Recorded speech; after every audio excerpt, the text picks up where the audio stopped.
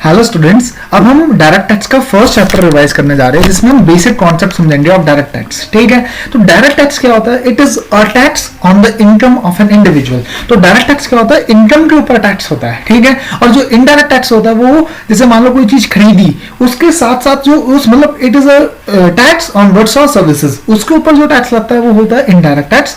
And direct tax is always on the income. ठीक है, अब अपन चलते हैं हमें कैसे computation of the total income and tax liability निकालनी होती है। हम उसके प्रोसेस को समझते हैं। ठीक है, सबसे पहले हमें ये समझना पड़ेगा कि अगर हमें टोटल इनकम निकालनी है और टैक्स लायबिलिटी निकालनी है तो उसके लिए हमें सबसे पहले ये समझना पड़ेगा कि सबसे पहले हमें रेजिडेंशियल स्टेटस निकालना पड़ता है। So what do you mean by residential status? Residential status मतलब क्या होता है? अब इनकम टैक्स में 3 टाइप्स ऑफ रेजिडेंशियल स्टेटस है। एक है resident and ordinary resident, resident but not ordinary resident and non resident. अगर आप यहाँ पे देखो मतलब बेसिकली तो 2 ही टाइप्स है, रेजिडेंट और नॉन रेजिडेंट, लेकिन इंडिविजुअल और एचयूएफ के केस में फर्दर 2 बाइफर्केशन है, that is resident and ordinary resident, and second is resident but not ordinary resident.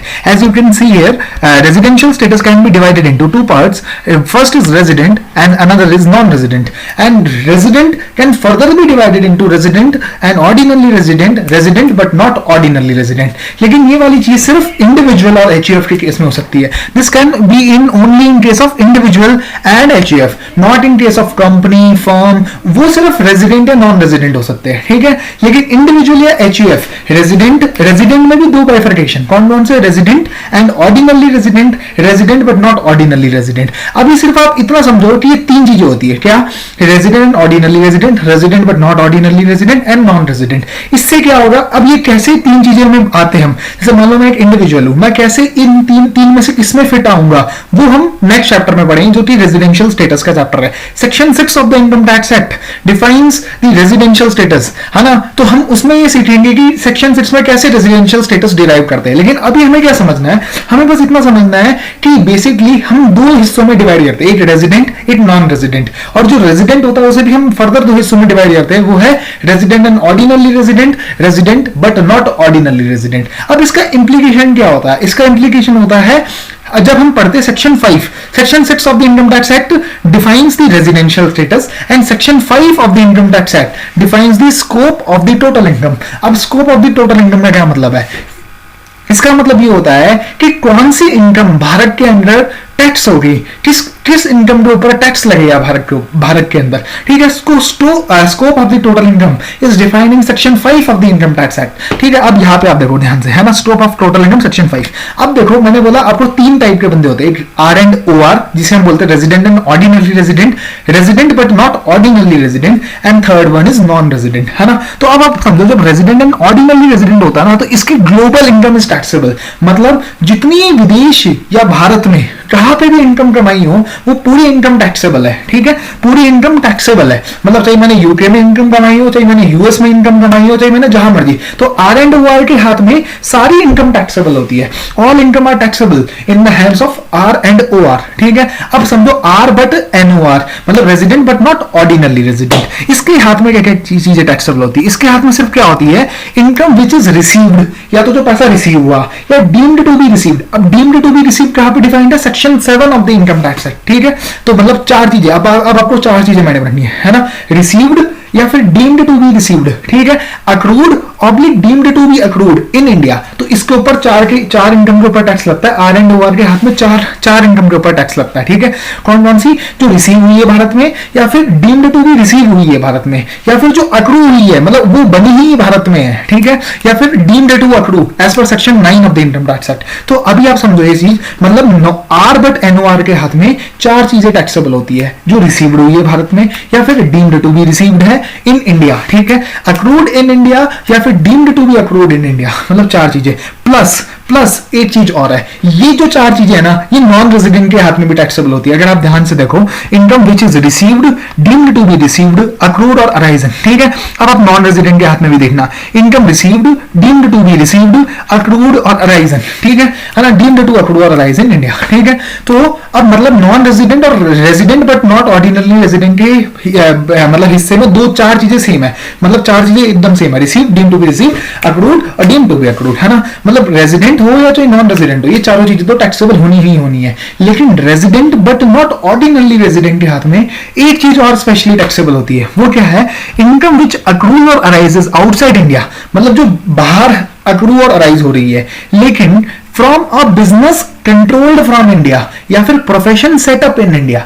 मतलब क्या हो रहा है? बिजनेस कंट्रोल भारत से हो रहा है या फिर प्रोफेशन जो था वो सेटअप भारत में हुआ, लेकिन इनकम जो है ना वो अक्रू बाहर हो रही है। मतलब इनकम बाहर अक्रू हो रही है या बाहर अराइज हो रही है, लेकिन जो प्रोफेशन जो था वो सेटअप इंडिया में था या जो बिजनेस था वो कंट्रोल्ड फ्रॉम इंडिया है। तो मतलब उसके केस में समझ लो आप कॉन्सेप्ट क्या है? कॉन्सेप्ट ये है कि देखो, अब मैं आपको समराइज करता हूं पूरी चीज। Resident and ordinarily resident, global income is taxable, all income, मतलब चाहे यूके में हो, चाहे यूएस में हो, इंडिया में हो, जहां मर्जी हो, ठीक है।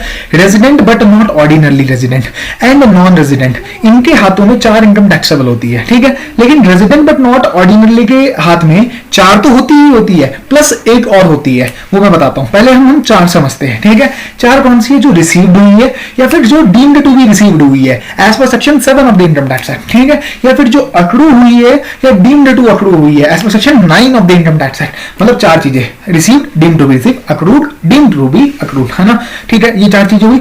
अब आप नॉन रेजिडेंट के हाथ में भी ये 4 चीजें टैक्सेबल होती है, लेकिन आर बट एनओआर के हाथ में ना एक चीज और इनकम टैक्सेबल होती है। वो कौन सी होती है? कि इनकम अक्रूड आउटसाइड इंडिया, मतलब आउटसाइड इंडिया अक्रू, मतलब income accrued outside India from a business controlled in India. मतलब इंडिया में बिजनेस भारत से कंट्रोल हो रहा है और इनकम बाहर अक्रू हो रही है, तब भी वो ये माना जाएगा कि वो भारत, मतलब तब भी वो भारत में टैक्सेबल होगी। मतलब बाहर इनकम बन रही है, लेकिन क्यों वो बाहर कैसे बन रही है इनकम? क्योंकि बिजनेस बाहर से कंट्रोल हो रहा है या फिर प्रोफेशन सेटअप इन इंडिया, ठीक है। तो उसकी वजह से बाहर इनकम अक्रू हो रही है, तो वो इनकम भी आर बट एनओआर के हाथ में टैक्सेबल होती है, ठीक है। आर बट एनओआर के हाथ में टैक्सेबल होती है। तो बस आपको ये 4 चीजें मायने में रखनी है, 4 चीजें प्लस आर बट एनओआर के हाथ में एक एडिशनल चीज, क्या वाली? Income accrued outside India from a business controlled from India और for the profession setup from India. बस ये आपको कॉन्सेप्ट समझना है माइंड में। फिर अब हमें सबसे पहले हमने क्या देखा? सबसे पहले अगर हमें टोटल इनकम निकालना है तो हमें सबसे पहले बंदेगा रेजिडेंशियल स्टेटस निकालना पड़ेगा।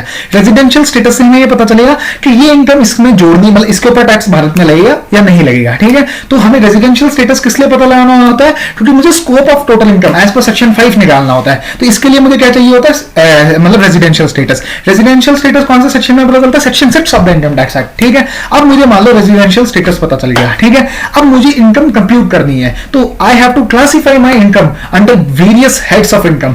वो 5 there are 5 heads of income, ठीक है। First is salaries, second is income from house property, third is profits and gain from business and profession, fourth is capital gain and fifth is income from other sources. अब आपको पता है हम ये detail में discussion करेंगे, तो अभी हम इसके ऊपर ज्यादा डिस्कशन नहीं करते, बस हमें ये पता होना चाहिए कि सबसे पहले हमने रेजिडेंशियल स्टेटस निकाला। रेजिडेंशियल स्टेटस के बाद हमने स्कोप ऑफ टोटल इनकम देखा। स्कोप ऑफ टोटल इनकम के बाद हमने क्या किया? अपने हेड्स में क्लासिफाई कर दी इनकम, ठीक है। अब मुझे क्या करना है?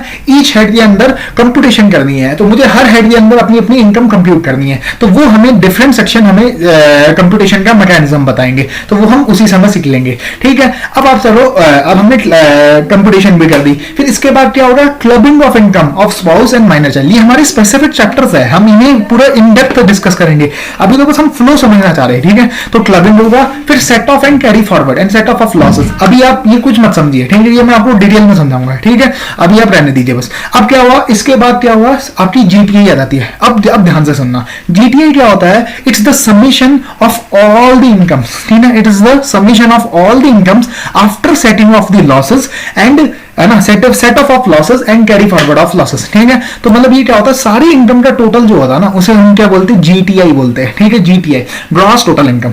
अब ग्रॉस टोटल इनकम से क्या होता है? जब डिडक्शंस माइनस होती है, डिडक्शन कौन से चैप्टर में मिलती है? चैप्टर 6 से of the income tax act, उसमें हमें डिडक्शन मिलती है। तो जैसे ही ग्रॉस टोटल इनकम से चैप्टर 6 से माइनस होता है, तो वो हमारी बन जाती है टोटल इनकम, ठीक है। तो बस आपको ये माइंड में रखना है, जीटीआई माइनस चैप्टर 6 से is equals to total income, ठीक है। तो हमारा प्रोसेस क्या हुआ? सबसे पहले हमने रेजिडेंशियल स्टेटस निकाला।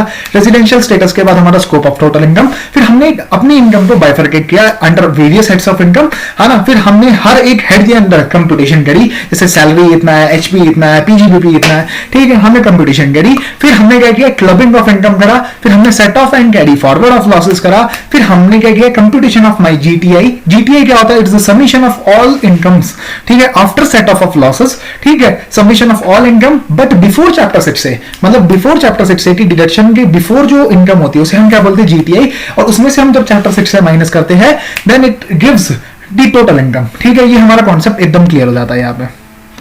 Now we will understand the tax rates for the individual HUF, AOP, BOI and artificial judicial person, है ना। सबसे पहले हम एक काम करते हैं, इसके लिए हम पर्सन की डेफिनेशन समझते हैं। ठीक है, पर्सन की डेफिनेशन कहाँ पे दे रखी है, person is defined under section 2 clause 31 of the income tax act. ठीक है, पर्सन की डेफिनेशन यहाँ पे दे रखी है 2 clause 31 of the income tax act. तो person means an individual, an HUF, a company, a firm में LLP भी आता है। इनकम टैक्स में जहां जहां पे फर्म लिखा है, फर्म इंक्लूड्स LLP ऑल्सो, मतलब जहां जहां पे फर्म लिखा है ना वहां पे LLP आता है, except one section that is 44AD of the income tax act. ठीक है, अगर 44AD में अगर आप देखोगे तो firm does not include LLP, मतलब 44AD में आपको firm does not include LLP। बाकी हर जगह इनकम टैक्स में जहां जहां पे फर्म लिखा है इट इंक्लूड्स LLP। ठीक है, तो फर्म है ना, AOP, BOI, local authority and artificial judicial person. ठीक है, आर्टिफिशियल जुडिशियल पर्सन,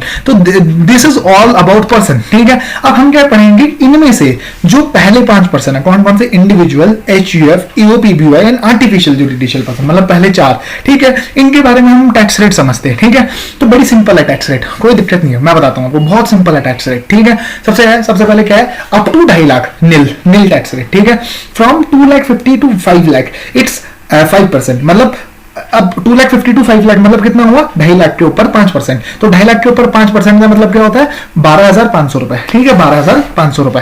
यहाँ पे देखो 2.5 लाख से 5 लाख के बीच में 5% टैक्स रेट है, तो अगर आप निकालते हो तो इसका मतलब क्या आता है, 12,500 आता है। ठीक है, 5 लाख से 10 लाख के ऊपर, 5 लाख से 10 लाख के ऊपर, मतलब 5 लाख से 10 लाख के बीच में इतनी रेट है 20%। ठीक है, 20%, तो 5 लाख माइनस 10 लाख, 10 लाख माइनस 5 लाख कितना हुआ, 5 लाख का गैप है, into 20% is equals to 1 lakh. ठीक है, अबव 10 लाख जो होता है, जो भी इनकम होगी that will be chargeable eight the rate of 30%, है ना, 30% से वो चार्जेबल है। अब आपको ये समझना है, मतलब क्या हुआ, first 2,50,000 nil, next from 2,50,000 to 5 lakh is equals to at the rate of 5%, from 5 lakh to 10 lakh at the rate of 20%, and from 10 lakh above 10 lakh it is chargeable at the rate of 30%। ठीक है, आपको ये कॉन्सेप्ट समझना है। अब आपको ये समझना है, सबसे ये 4 चीजें स्लैब समझ गई, individual, HUF, AOP, BOI and artificial judicial person के लिए। ठीक है, अब आपको इसमें एक चीज समझनी है, अगर एक इंडिविजुअल जो कि रेजिडेंट है, दोनों कंडीशन, इंडिविजुअल जो कि रेजिडेंट है और वो 60 साल का रेजिडेंट होना चाहिए प्लस इंडिविजुअल होना चाहिए, मतलब रेजिडेंट प्लस इंडिविजुअल, है ना। तो अगर वो 60 साल का फॉर इंडिविजुअल प्लस रेजिडेंट भी होना चाहिए, यहाँ पे दूसरी कंडीशन क्या है, रेजिडेंट भी होना चाहिए। For resident individual 60 years and above basic exemption limit is 3 lakh rupees. मतलब अब देखो मैं इसका मतलब समझाता हूँ, फर्स्ट 3 लाख रुपीज पे नील होगा जो कि रेजिडेंट इंडिविजुअल है और जिसकी उम्र 60 साल या उससे ज्यादा है, मतलब whose age is more than और इक्वल्स टू 60 इयर्स, है ना, तो उसकी फर्स्ट 3 लाख रुपीज माफ है। ठीक है, लेकिन वो इंडिविजुअल कौन सा होना चाहिए, रेजिडेंट इंडिविजुअल, ना कि नॉन रेजिडेंट इंडिविजुअल। मतलब मान लो अगर कोई नॉन रेजिडेंट इंडिविजुअल अगर 60 साल का है या 65 साल का है तो भी उसके पहले 2.5 लाख ही माफ होंगे, ना कि पहले 3 लाख रुपए। तो आपको ध्यान से पढ़ना है क्वेश्चन, उसमें देखना है सबसे पहले रेजिडेंट इंडिविजुअल है या फिर नॉन रेजिडेंट इंडिविजुअल है। अगर वो बंदा रेजिडेंट इंडिविजुअल है तो उसके पहले 3 लाख रुपए माफ होते हैं, फिर 3 लाख से 5 लाख के ऊपर 5% से टैक्स लगता है, मतलब 2 लाख के ऊपर 5% मतलब 10,000 रुपीज। फिर नेक्स्ट फिर तो वही स्लैब आ जाएगी, मतलब 5 लाख से 10 लाख के बीच में 20% और 10 लाख के बाद में कितना 30%। ठीक है, फिर तो वही नॉर्मल स्लैब है। बस आपको माइंड में क्या समझना है, अगर रेजिडेंट इंडिविजुअल है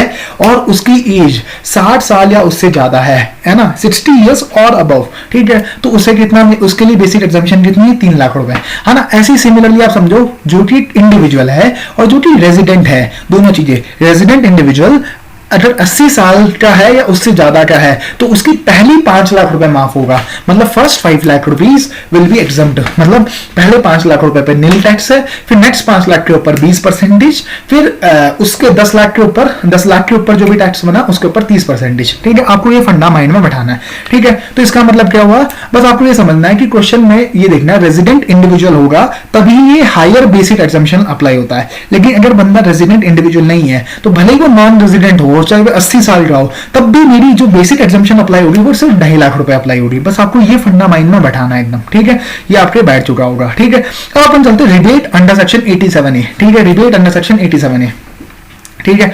अब मैंने बताया रिबेट अंडर सेक्शन 87 कितने अमाउंट की मिलती है, 12,500 और income tax which ever is lower, मतलब 12,500 यहां पे देखना, ठीक है। रिबेट का अमाउंट क्या होता है, इनकम टैक्स और ₹12,500 विच एवर इज लेस की रिबेट मिलती है। ये क्या होता है, जब आप क्या करते हो, देखो समझो, पहले बात आपने क्या किया, टोटल इनकम निकाला, टोटल इनकम के ऊपर आपने टैक्स निकालने जा रहे हो, टैक्स जैसे निकाला ना आपने, अगर आपकी जो टोटल इनकम है, टोटल इनकम कौन सी होती है, जीटीए माइनस चैप्टर 6 से, वो टोटल इनकम होती है। अगर आपकी टोटल इनकम, अगर आपकी टोटल इनकम अगर 5 लाख के अंदर अंदर है, मतलब अप टू 5 लाख है, अगर अप टू 5 लाख है, मतलब आपकी टोटल इनकम क्या देखना है, टोटल इनकम देखना है, ठीक है। कंसिडर मतलब जिसकी टोटल इनकम ना, total income does not exceed ₹5 lakh, ठीक है ना। आपने सुना होगा कि 5 लाख रुपए टैक्स नहीं लगता, ऐसा क्यों सुना आपने, मैं बताता हूं आपको लॉजिक।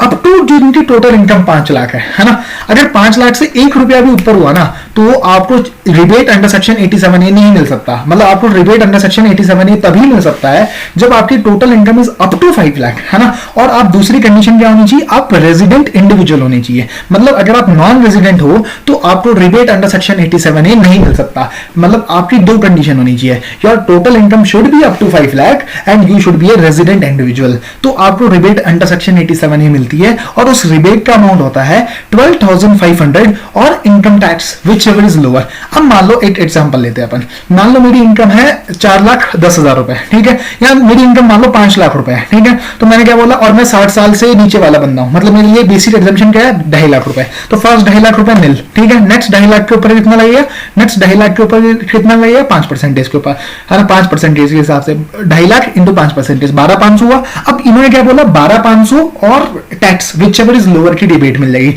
तो 12,500 माइनस 12,500, तो टैक्स क्या बना, नील, ऑब्वियसली बात है। तो मतलब इसलिए इन्होंने फंडा ये लाया कि हमने सुना था ना जब बजट आया था, तो बजट में बोला था कि 5 लाख तक की माफ है ना। हालांकि ये वाला फंडा नहीं है, फंडा ये है कि जिसकी टोटल इनकम अगर अप टू 5 लाख है, अगर मान लो आपकी 5 लाख से 1 रुपया भी ऊपर हुई ना, तो फिर देखो आपका क्या टैक्स बनेगा।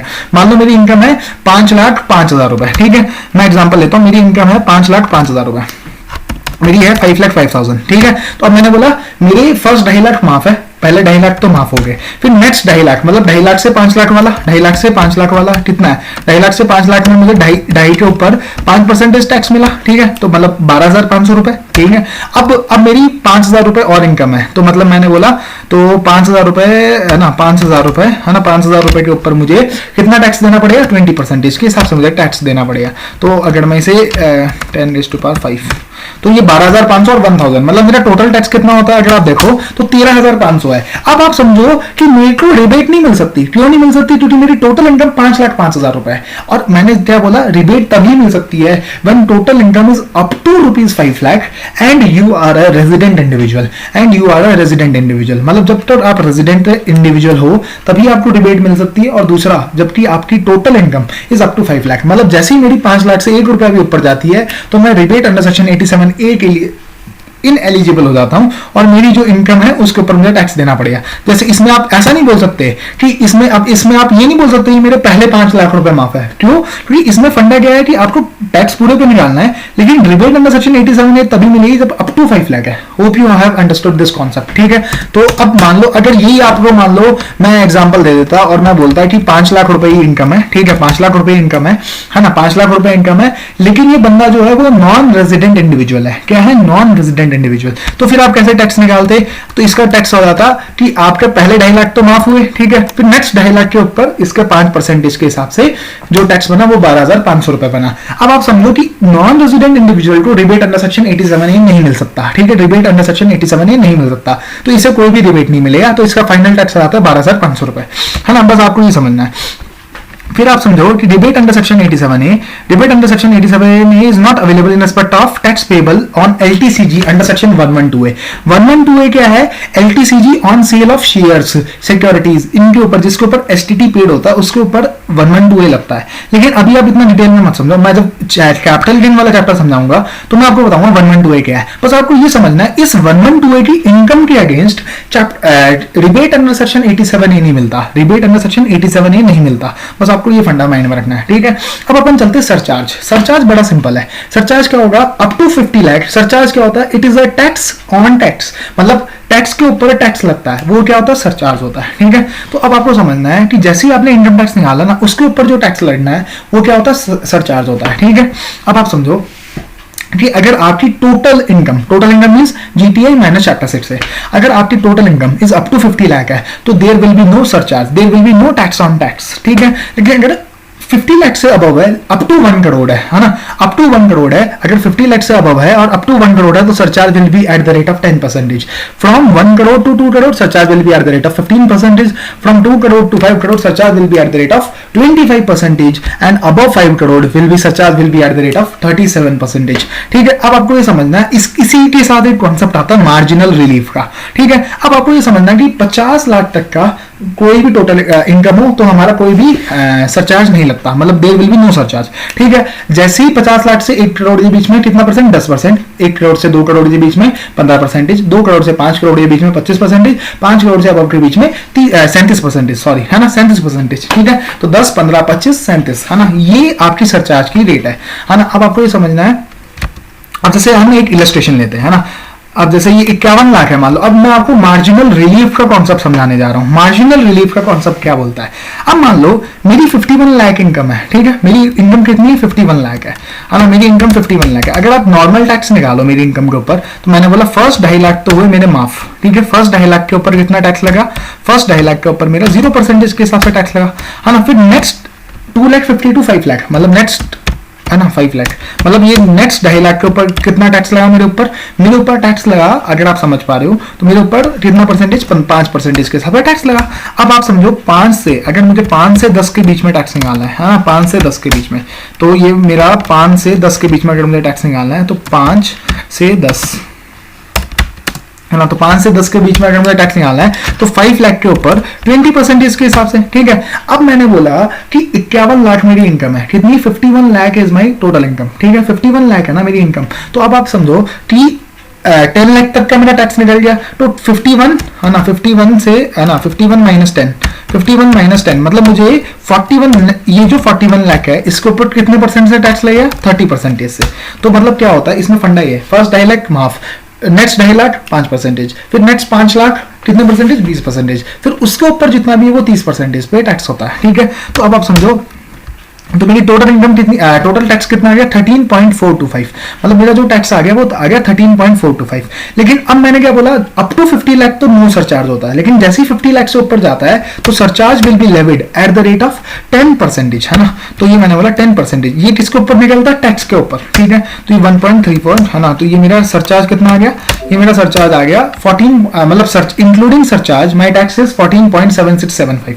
अब मान लो मार्जिनल रिलीफ का कॉन्सेप्ट क्या बोलता है। अब देखो मेरे से क्या पाप हुआ, मैंने 50 लाख तक कमाता तो मेरे ऊपर कोई भी सरचार्ज नहीं लगता, मेरे से बस पाप इतना सा हुआ कि मैंने 1 लाख रुपए ज्यादा कमा लिए, ठीक है, 1 लाख रुपए ज्यादा कमा लिए, उस वजह से क्या हो रहा है कि मेरे ऊपर सरचार्ज पूरी इनकम पूरे टैक्स के ऊपर लग रहा है, ठीक है। अब ये क्या कॉन्सेप्ट है, ये बोलता है कि आप मान लो मेरा 50 लाख ही मेरी इनकम होती, ठीक है, तो क्या टैक्स बनता, और जितना भी मैंने 50 लाख से एडिशनल इनकम कमाई है, ठीक है, वो आप मुझसे पूरा टैक्स ले लो। मतलब मैं समझाता हूं आपको, अगर मान लो मेरी 50 लाख ही इनकम होती तो मेरा टैक्स कितना बनता, आप समझो। अगर मेरी 50 लाख की इनकम होती तो पहले 2.5 लाख माफ, फिर नेक्स्ट 2.5 लाख पे 5%, फिर नेक्स्ट 5 लाख के ऊपर 20%, और फिर यहाँ पे जो ये 41 है ये 40 हो जाता, ठीक है, 41 है ना, तो ये मेरा कितना होता। अब ये बोलता है, ये कॉन्सेप्ट बोलता है मेरा टैक्स होता 13.125। अब मैंने इनकम कितनी कमाई है ज्यादा, 1 लाख इनकम कमाई ज्यादा सिर्फ, ठीक है, उसकी वजह से अगर आप देख पा रहे हो, है ना, मैंने इनकम कितनी कमाई ज्यादा। अगर आप देखो अब मेरा टोटल टैक्स सिर्फ 1 लाख रुपए ज्यादा कमाने की वजह से जो मुझे टैक्स का जो बर्डन मिल रहा है वो कितना मिल रहा है, 1.6425, ठीक है, मतलब मैंने 1 लाख रुपए ज्यादा कमाए लेकिन मेरा जो टैक्स बढ़ा वो बढ़ा 1.6425 से। अगर आप देखो 51 लाख के ऊपर इतना टैक्स आ गया ना, तो अब इसका मतलब क्या हुआ कि मैंने जितना कमाया नहीं उससे ज्यादा तो टैक्स लग गया। तो मार्जिनल रिलीफ का कॉन्सेप्ट यही बोलता है, वो क्या बोलता है कि जितना आपके 50 लाख पे टैक्स आ रहा था वो तो ठीक है, प्लस आप क्या करो जितना मैंने एडिशनल कमाया 50 लाख से, तो मैंने एडिशनल कितना कमाया, 8 लाख रुपए कमाया और एडिशनल, तो आप मैक्सिमम जो टैक्स ले सकते हो ना वो कितना ले सकते हो, 14.125। मतलब ये फंडा ये बोलता है कि अगर आप देखो यहाँ पे अब आपने कमाया, आपके ऊपर टैक्स एडिशनल कितना लग रहा है 1.6425, ठीक है।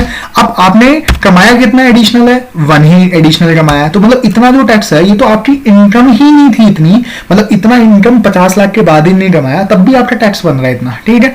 तो इसका मतलब क्या हुआ, जो ये वाला टैक्स है इसमें से आप ये माइनस कर दो तो भी 14.125 आता है, ठीक है। अब इसका दूसरा तरीका क्या है कि आपका 50 लाख के ऊपर इतना टैक्स है, आप क्या करो जितना आपकी एडिशनल इनकम है वो आप पूरी एज अ टैक्स दे दो डिपार्टमेंट को, तो 1, तो मतलब which ever is lower will be the tax, है ना। अब अपन दूसरे एग्जांपल पे चलते हैं, अपन को ज्यादा और ज्यादा क्लैरिटी समझ आएगी मार्जिनल रिलीफ की, ठीक है। अब अपन चलते हैं ये वाला एग्जांपल, ठीक है, 1 करोड़ 1 लाख जिसमें टोटल इनकम है। अब आप समझो कि 1 करोड़ 1 लाख में कैसे असेसमेंट कैसे होगा, मतलब टैक्स रेट कैसे निकलेगा। पहले 2.5 लाख तो माफ, ठीक है, तो पहले 2.5 लाख के ऊपर तो 0%, ठीक है, फिर नेक्स्ट 2.5 लाख के ऊपर 5%, है ना, फिर नेक्स्ट 2.5 लाख फिर नेक्स्ट 5 लाख के ऊपर 5 लाख के ऊपर कितना परसेंटेज, 20%, है ना, 20%।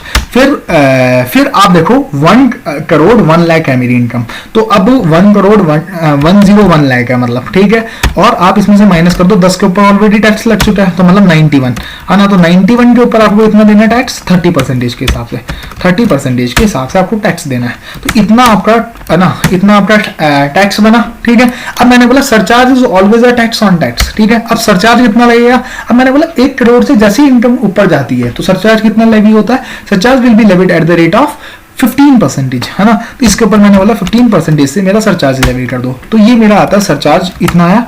अब मेरी जो टोटल टैक्स आया वो कितना आ गया, वो आ गया 32.68875, मतलब क्या हुआ, सरचार्ज किसके ऊपर लगा, टैक्स के ऊपर। It is always a tax on the tax, ठीक है। तो ये मेरा इन दोनों का समीशन अगर मैं करता हूं तो 32.68875 आ गया मेरा सरचार्ज, ठीक है।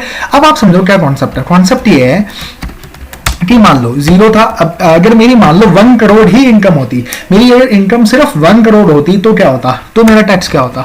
तो अगर आप देखो 1 करोड़ होती तो ये 101 से मैंने हटा दिया, 1 करोड़ माइनस 10 इंटू 30% तो 27, है ना। तो ये मेरी इनकम इतना मतलब मेरा टैक्स बनता, ठीक है, इतना मेरा टैक्स बनता। अब मैं क्या बोल रहा हूं, मैंने 1 लाख रुपए ज्यादा कमाया, ठीक है, नहीं अभी इसमें, लेकिन अभी सरचार्ज तो लगाएंगे ना। अगर मान लो 1 करोड़ मेरी इनकम होती तो मेरा कितना सरचार्ज लगता है, मेरे ऊपर 10% तो लगता ही सरचार्ज। अगर आपको ध्यान हो 50 लाख से 1 करोड़ के बीच में 10% सरचार्ज होता है, तो इसका मतलब 10% मेरे ऊपर सरचार्ज लगता। तो इसका मतलब समीशन कितना आता है इसका, तो इसका मतलब मेरा जो टोटल टैक्स बनता वो बनता 30.9375।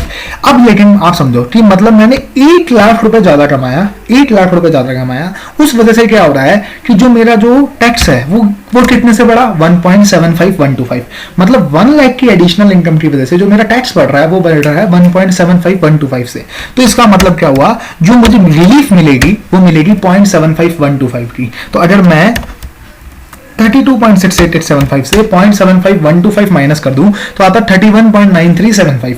तो इतने की मुझे क्या मिलेगी, मतलब इतना ही मेरा फाइनल टैक्स होगा, ठीक है। अब आप ये कैसे निकाल सकते हो, आप ये समझ सकते हो कि इतना इसके ऊपर टैक्स हुआ प्लस जितनी मैंने एडिशनल इनकम कमाई, मैंने एडिशनल इनकम कितनी कमाई 1 लाख, तो इतना मेरा टोटल टैक्स हो सकता है। तो मतलब विच एवर इज लोअर, मतलब 31.9375 और 32.68875, ठीक है। इन दोनों में से जो भी लोअर होगा ना, इन दोनों में से जो भी लोअर होगा, मतलब क्या होगा, आप क्या करो, एक तो पूरी इनकम के ऊपर टैक्स निकाल दो, या फिर आप दूसरा क्या करो, उसके पास वाली जो जहां पे वो स्लैब बढ़ रहा है, मतलब जैसे 1 करोड़ के ऊपर सरचार्ज बढ़ रहा है तो आप क्या करो वहां तक की इनकम लो, और उसके ऊपर जितनी उसके बाद जो भी इनकम है ना वो से आप क्या करो पूरा ऑफर कर दो फॉर टैक्स, ठीक है। तो which ever is lower will be the final tax, ठीक है। आप समझ गए होंगे ये वाला कॉन्सेप्ट भी। अगर हम, है ना, अब हम समझते हैं मैक्सिमम मार्जिनल रेट का कॉन्सेप्ट, एमएमआर, ठीक है। एमएमआर आप बहुत जगह सुनोगे, ठीक है।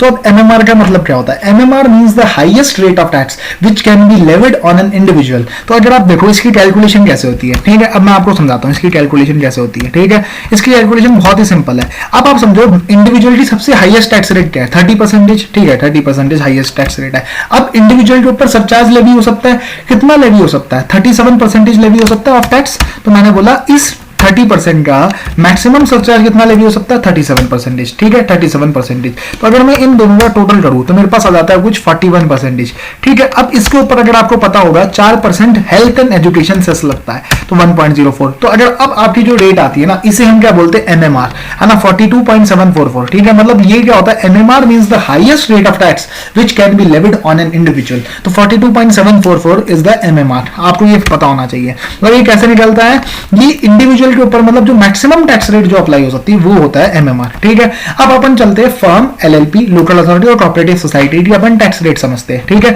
फर्म और एलएलपी में बड़ी सिंपल है टैक्स रेट, सीधा 30%, लोकल अथॉरिटी में भी सीधा 30%, है ना। कोऑपरेटिव सोसाइटी में थोड़ी सी अच्छी टैक्स रेट्स है, वो क्या है, जहां पे total income is up to ₹10,000 तो 10% है ना। अगर अबव 10,000 बट अप टू 20,000 है तो इसमें 10%, मतलब 10,000 का 10% कितना होता है 1,000, ये तो ऑलरेडी आ रहा है, plus 20% of the amount by which the total income exceeds ₹10,000, मतलब 10,000 और 20,000 के बीच में गैप कितना है 10,000, तो इसका 20% है ना विद द टोटल इनकम, ठीक है। हमेशा क्या देखना है, टोटल इनकम देखना है आपको, है ना।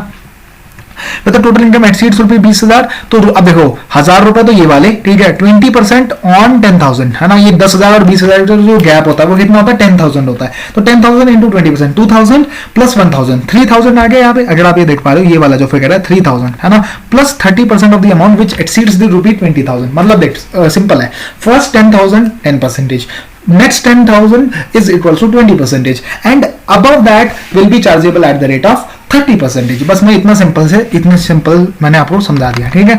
अब आपको ये समझना है, अगर फर्म, एलएलपी, लोकल अथॉरिटी और कोऑपरेटिव सोसाइटी में कभी भी total income, the total income exceeds ₹1 crore, जैसे ही 1 करोड़ से ज्यादा होती है, surcharge is payable eight the rate of 12%। जैसे ही हमारी टोटल इनकम, जहां पे हमारी total income exceeds ₹1 crore, surcharge is payable eight the rate of 12% of the income tax act, मतलब जैसे ही 1 करोड़ से ऊपर गया तो सरचार्ज कितना लगेगा 12% के सरचार्ज लगेगा, ठीक है। अब आप समझो डोमेस्टिक कंपनी, है ना, कंपनी के केस में कैसा टैक्स रेट है, ठीक है। कंपनी के केस में बड़े सिंपल है टैक्स रेट, अगर आपकी कंपनी जो है वो डोमेस्टिक कंपनी है, ठीक है। अगर कंपनी कौन सी है, डोमेस्टिक कंपनी है, तो डोमेस्टिक कंपनी क्या होती है, domestic company means an Indian company और a company which have made prescribed arrangement for the distribution of dividend. तो इसका मतलब क्या होता है कि फॉरेन कंपनी भी क्या डोमेस्टिक कंपनी हो सकती है, हाँ हो सकती है, अगर उसने अरेंजमेंट करे हैं for the distribution of dividend to its shareholders in India, मतलब वो क्या करेगी, डिस्ट्रीब्यूट करेगी डिविडेंड इन इंडिया, ठीक है। अगर उसने ऐसे अरेंजमेंट कर रखे हैं तो foreign company can be A domestic company. मतलब क्या होता है, domestic company means an Indian company and also any other company which have made prescribed arrangement for the distribution of dividend, है ना। तो जहां जहां पे डोमेस्टिक कंपनी होगी तो उसका प्रीवियस ईयर 2017-18, प्रीवियस ईयर 2017-18 मतलब 2 साल पहले, आपको हमेशा देखना है जिस ईयर में आप हो उससे 2 साल पहले, मतलब अभी हम कौन सा प्रीवियस ईयर की बात कर रहे हैं 19-20,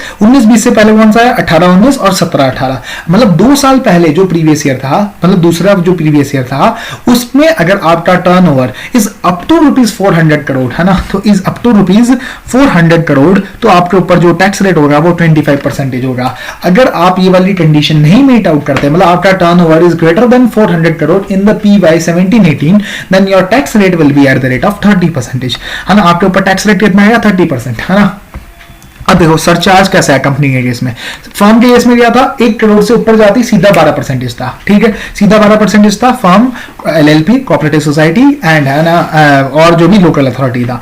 अब आप समझो कि अगर डोमेस्टिक कंपनी है तो, है ना, सरचार्ज कैसे है, अगर 1 करोड़ से ऊपर है बट अप टू 10 करोड़ है, total income is above 1 crore but up to 10 crore, then surcharge will be levied at the rate of 7%। अगर आप देख पा रहे हो यहाँ पे it will be levied at the rate of 7%। और जैसे ही अगर टोटल इनकम अगर 10 करोड़ से ज्यादा हो जाती है then surcharge will be levied at the rate of 12% on the whole of the tax, ठीक है। मतलब सरचार्ज कितने के ऊपर लेवी होगा 12%, है ना। सरचार्ज की रेट क्या हो जाएगी 12%, मतलब अगर 1 करोड़ से ज्यादा है बट अप टू 10 करोड़ है total income, then surcharge will be levied at the rate of 7%।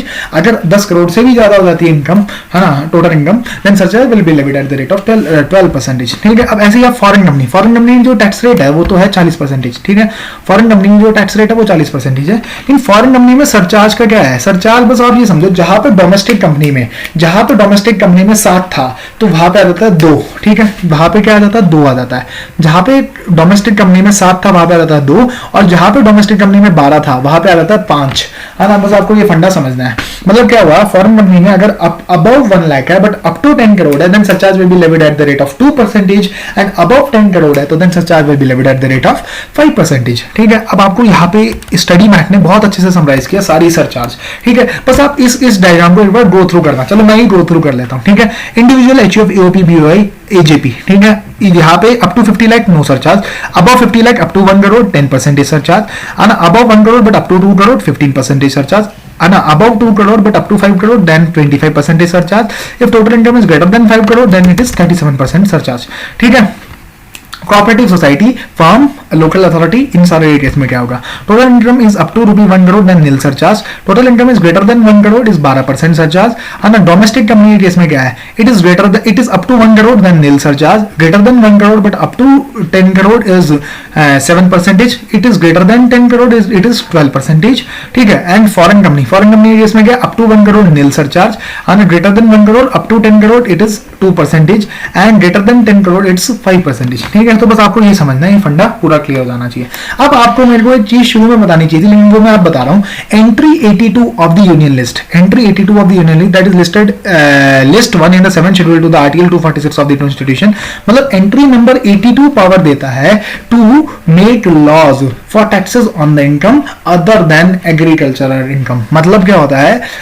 Entry number 82 of the constitution की जो आर्टिकल 246 में 3 एंट्रीज प्रेस्क्राइब्ड है, लिस्ट 1, लिस्ट 2, लिस्ट 3, है ना. तो लिस्ट 1 में सेंट्रल गवर्नमेंट के पास होती है पावर कि वो कोई कानून बना सकती है. ठीक है. तो entry 82 of list 1 of the 7th schedule to the article 246 give power to the government to make tax laws, है ना. मतलब डायरेक्ट टैक्स लॉ बनाने का पावर देती है. तो एंट्री नंबर 82, है ना, ये आपको समझना है. अब हम चलते हैं कुछ डेफिनेशंस की ओर, है ना. अब हम सबसे पहली डेफिनेशन पढ़ते हैं एसएससी, है ना. Assessee means a person. Person अभी मैंने समझाया था आपको, individual, HUF, AOP, BOI, AJP, company, firm, LLP. ठीक है. By whom, it means a person by whom any tax or any other sum of money is payable under this act. मतलब जिसने कोई टैक्स देना है या फिर कोई any other sum of money. ठीक है. चाहे इंटरेस्ट देना हो, चाहे पेनल्टी देना हो, सब कुछ आता है. ठीक है. मैंने बोला assessee means a person by whom any tax or any other sum of money is payable under this act. ठीक है. एवरी, अब फिर दूसरी इट इंक्लूड्स, मतलब अभी तक क्या था? इट मींस मतलब क्या था? ये क्या था? मतलब ये ओपन डेफिनेशन था. ठीक है. मतलब it means a person by whom any tax or any other sum of money is payable under this act. ठीक है. अब इट इंक्लूड्स मतलब ये तो आते ही आते हैं, इसके अलावा भी आ सकते हैं. ठीक है. क्या क्या आ सकते हैं? ये तो आते ही आते हैं. मतलब कौन कौन आते हैं? Every person in respect of whom any proceeding under this act has been taken for the assessment of his income, या तो उसकी इनकम या फिर income of any other person in respect of in which he is assessable. मतलब जैसे minor की income कौन assess, किसके हाथ में असेस होती है? पेरेंट्स के हाथ में. तो वो वाला पॉइंट है. The loss sustained by him or the amount of refund due to him or to any other person. मतलब जिसके अगेंस्ट कोई भी प्रोसीडिंग चल रही है वो तो एसएससी माना ही माना जाता है. तो मतलब assessee means any person by whom any tax or any other sum of money is payable under this act, and it includes by any person on whom proceeding is pending. ठीक है. कोई भी proceeding under this act has been taken. ठीक है. Every person who is deemed to be an assessee under any provision of this act. ठीक है. अगर आप कोई एक सेक्शन पढ़ते हो 162 है शायद, उसमें 162 या 168 है, तो उसमें क्या होता है? नॉन रेजिडेंट का एजेंट माना जाता है. मतलब कोई बंदा ना एजेंट माना जाता है नॉन रेजिडेंट का, तो उसको मतलब एजेंट के ऊपर असेसमेंट हो जाती है on behalf of non resident. तो इसलिए पॉइंट है who is deemed to be an SSC, क्योंकि एसएससी डीम्ड माना जाता है. जो एजेंट है ना वो डीम्ड एसएससी माना जाएगा on behalf of non resident, है ना. तो वो भी deemed to be an SSC, वो भी एसएससी है. ठीक है. And every person who is deemed to be an SSC in default, है ना. आप सेक्शन 2011, ठीक है, of the income tax act पढ़ना, आपको पता चलेगा एसएससी इन डिफॉल्ट क्या होता है. जिसने मतलब उस गलत काम किया, अब वो गलत काम क्या किया वो मैं बताता हूँ आपको. जैसे उसने टैक्स टाइम पे नहीं पे किया, ये सारी चीजें हैं. तो who is deemed to be an SSC in default is also an assessee. तो assessee means any person from whom any tax or any other sum of money, मतलब चाहे टैक्स इंटरेस्ट हो, पेनल्टी हो, चाहे जो मर्जी हो, है ना. From whom any tax or any other sum of money is payable under this act, है ना. ये आपको समझ आ गया. अब इनकम की डेफिनेशन ये वैसे तो नहीं पढ़ने की जरूरत है, लेकिन मैंने इसलिए डाली है यहाँ पे कि आप थोड़ा सा इससे 2-4 पॉइंट्स में आपको पढ़ाना चाहता हूँ. बहुत बड़ी डेफिनेशन है, लेकिन मैंने सिर्फ 2-4 पॉइंट्स इसमें से लिए अपने डिस्कशन के लिए. सबसे पहला पॉइंट है the value of any perquisite or profit in lieu of salary payable under section 17. बस आप ये माइंड में रखना, जब हम सैलरी पढ़ेंगे तो ये भी इनकम माना जाता है. मतलब परक्विजिट्स और profit in lieu of salary is also income as per section 2 clause 24, है ना. अब आप ये वाला पॉइंट बहुत ध्यान से समझना. Any sum received by an SSC from from his employees contribution to any provident fund or superannuation fund or ESI fund or for the welfare of such employees.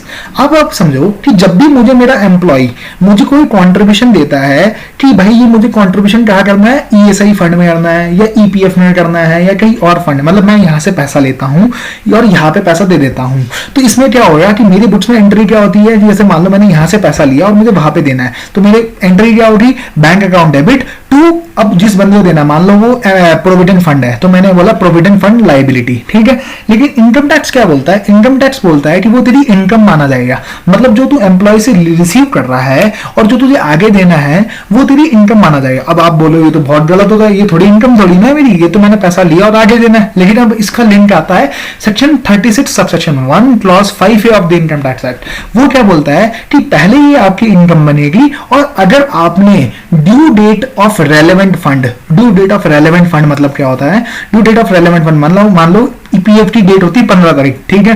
अगर आपने 15 तारीख तक की पेमेंट कर दी उसकी, मतलब 15 तारीख अपनी नेक्स्ट मंथ है, तो क्या होगा, उसका आपको खर्चा मिल जाएगा, मतलब जो इनकम जोड़ी, मतलब होना क्या चाहिए, तो जोड़ना ही नहीं चाहिए ना इनकम में। मान लो मैंने 10 रुपए लिए और 10 रुपए देने हैं, तो ये मेरी इनकम तो है नहीं, ठीक है। तो लेकिन इनकम टैक्स क्या बोलता है, ये 10 रुपए तेरी इनकम है और अगर तू due date of relevant fund तक जमा करा देता है इस पैसे को, तो क्या होगा, तुझे ये 10 रुपए तेरी इनकम में से माइनस हो जाएंगे, मतलब पहले तेरे 10 रुपए जुड़ेंगे और जब तू अगर इसे due date of relevant fund तक इस पैसे को जमा करा देगा तो ये क्या हो जाएंगे, 10 रुपए तेरे माइनस हो जाएंगे, तो मतलब अल्टीमेटली नेट इम्पैक्ट कुछ भी नहीं पड़ेगा। लेकिन अगर मैं मान लो एक दिन भी लेट हो जाता हूं from the due date of relevant fund, मतलब 15 तारीख से अगर मैं एक दिन भी लेट हो जाता हूं, तो फिर क्या होगा, ये मेरी इनकम बनी रह जाएगी और मुझे कोई भी डिडक्शन नहीं मिलेगा।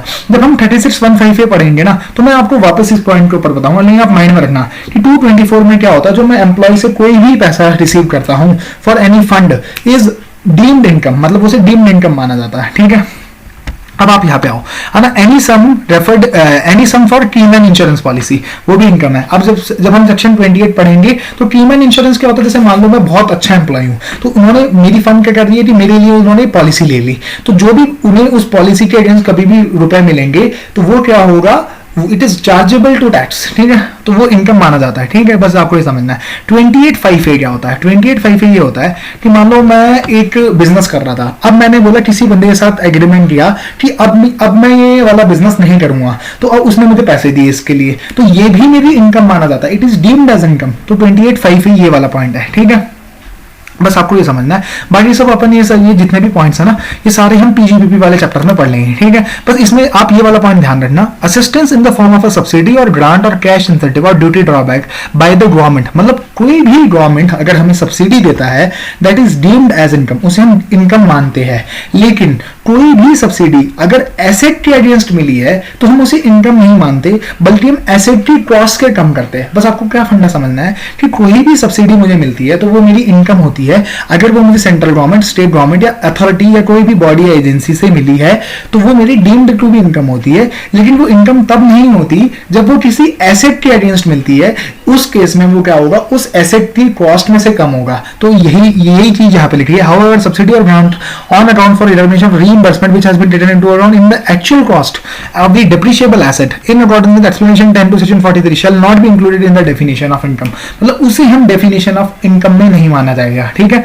मतलब जो एक्चुअल कॉस्ट, मतलब सेक्शन 43(1) है ना, एक्चुअल कॉस्ट बताता है, तो अगर वो मतलब ये हुआ कि कोई भी ग्रांट मुझे मिलती है गवर्नमेंट से तो वो मेरी डीम्ड इनकम है, ठीक है, डीम्ड इनकम है। लेकिन वो मेरी इनकम तब नहीं है जब वो किसी एसेट की कॉस्ट में से रिड्यूस हुआ है, किसी एसेट की कॉस्ट में से रिड्यूस हुआ है और मुझे मतलब वो फिर मेरी तब इनकम नहीं है, क्योंकि फिर क्या होगा, मुझे रिड्यूस्ड अमाउंट पे तो डेप्रिसिएशन मिलेगा, ठीक है। तो ऑब्वियसली बात है वो कॉस्ट में से कम करना होता है, बस आपको ये समझना है। अब आपको ये समझना है कि लास्ट पॉइंट, मतलब लास्ट नहीं है ना, ऑलमोस्ट लास्ट पे हम पहुंच गए हैं। अब हमें बस ये समझना, revenue receipt versus capital receipt क्या होता है। Revenue receipt is always chargeable to tax, मतलब उसके ऊपर हमेशा टैक्स लगेगा, लेकिन कैपिटल रिसिप्ट के ऊपर कभी भी टैक्स नहीं लगता, एक्सेप्ट जैसे कि कैपिटल गेन के ऊपर टैक्स लगता है। मतलब अगर कहीं इनकम टैक्स में स्पेसिफिकली प्रोवाइड फॉर किया गया है तो ही कैपिटल गेन पे, मतलब कैपिटल रिसिप्ट के ऊपर टैक्स लगता है। अगर कहीं पे स्पेसिफिकली नहीं प्रोवाइड किया गया तो टैक्स नहीं लग सकता, ठीक है, तो टैक्स नहीं लग सकता। अब बस आपको ये समझना है, ठीक है। तो मतलब क्या होता है, अगर कहीं स्पेसिफिकली प्रोवाइड किया गया है तो ही टैक्स लग सकता है, अगर कहीं स्पेसिफिकली नहीं प्रोवाइड किया गया है तो कैपिटल रिसिप्ट के ऊपर income tax can not tax, ठीक है। मतलब इनकम टैक्स नहीं लग सकता उसके ऊपर, ठीक है, मतलब अगर कोई कैपिटल रिसिप्ट है ना, और मतलब उसके ऊपर कभी भी इनकम टैक्स नहीं लगेगा एक्सेप्ट ठीक जैसे कैपिटल गेन डिफाइंड है या फिर कोई ऐसी चीज जो कि इनकम टैक्स ने स्पेसिफिकली बोल दी कि इसके ऊपर तो टैक्स लगना ही लगना है, ठीक है। तो अब इसका एग्जाम्पल होता है, जैसे अपन एग्जांपल लेते हैं लिक्विडेटेड डैमेजेस।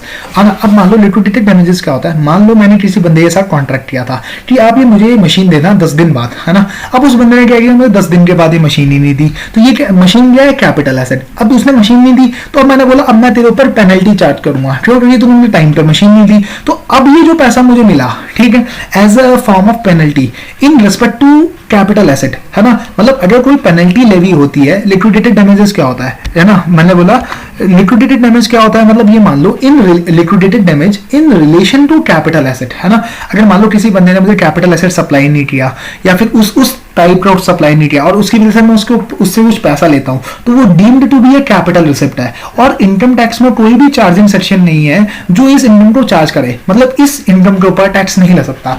मतलब अगर आपको कोई कैपिटल एसेट के खरीदने बेचने से रिलेटेड कोई पेनल्टी या कोई लिक्विडेटेड डैमेजेस देने पड़े हैं, ठीक है, तो इसके ऊपर इनकम टैक्स नहीं चार्ज हो सकता, बस फंडा ही है।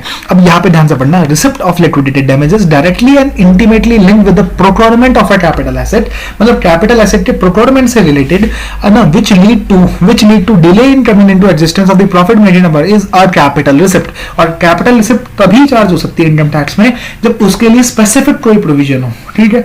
अब ऐसे ही आप समझो ये वाला कंपनसेशन और टर्मिनेशन ऑफ एजेंसी।